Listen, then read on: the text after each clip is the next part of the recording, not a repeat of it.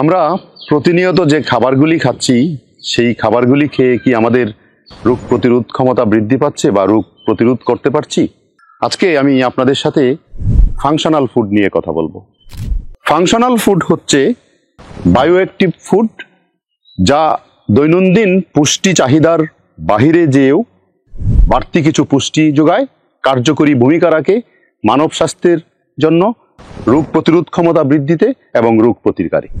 1980 দশকে জাপানের কিছু মানুষের মধ্যে ভুলে যাওয়ার রোগ এবং যাকে অ্যালজাইমার বলা হয় এগুলার প্রবণতা দেখা গেল। তখন জাপানি সায়েন্টিস্টরা এটা নিয়ে গবেষণা করতে শুরু করলেন, বিভিন্ন জায়গায় তারা গবেষণা করলেন। গবেষণাকালে এক জায়গার মানুষের মধ্যে দেখা গেল যে ভুলে যাওয়ার প্রবণতাটা নেই। তখন তারা যেটা অনুসন্ধান করে দেখলেন যে ওইখানকার মানুষগুলি যে খাবার খাচ্ছে সেই খাবারটা হচ্ছে বায়োঅ্যাক্টিভ সমৃদ্ধ। তারপর তারা এই বায়োঅ্যাক্টিভ সমৃদ্ধ খাবার নিয়ে গবেষণা করতে শুরু করলেন।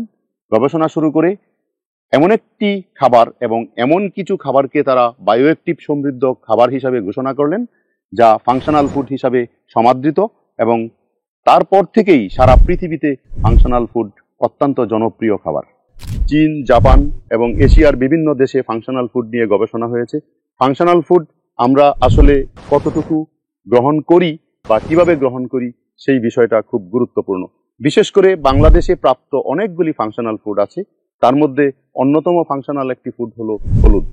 এই হলুদের অন্যতম অ্যাক্টিভ ইনগ্রেডিয়েন্ট হলো কারকিউমিন। এই কারকিউমিন মানবদেহের জন্য অত্যন্ত উপকারী।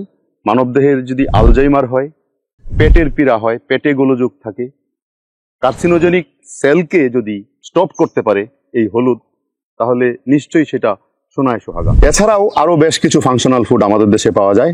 আদা, গোলমরিচ, মধু, অ্যাপেল সাইডার ভিনেগার, টমেটো, পেঁপে, এইগুলি হচ্ছে আপনার ফাংশনাল ফুড।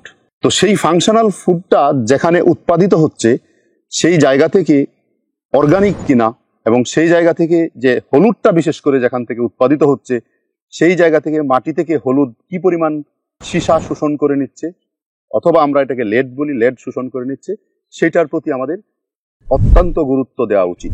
এই ফাংশনাল ফুড খেতে যেয়ে যদি আপনার দেহে ক্ষতিকারক পদার্থ, এলিমেন্ট ঢুকে যায়, অর্থাৎ সীসা ঢুকে যায়, তাহলে আপনার স্বাস্থ্যের জন্য অত্যন্ত ঝুঁকিপূর্ণ হবে।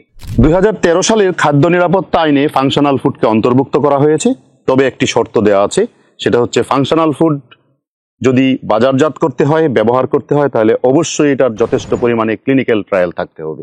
তার কারণ হলো ফাংশনাল ফুড আপনি খাবার পরে যে উপকার পাবেন, যদি এর মধ্যে বিষাক্ত পদার্থ থেকে থাকে তাহলে উপকারের চেয়ে অপকারটা বেশি হবে।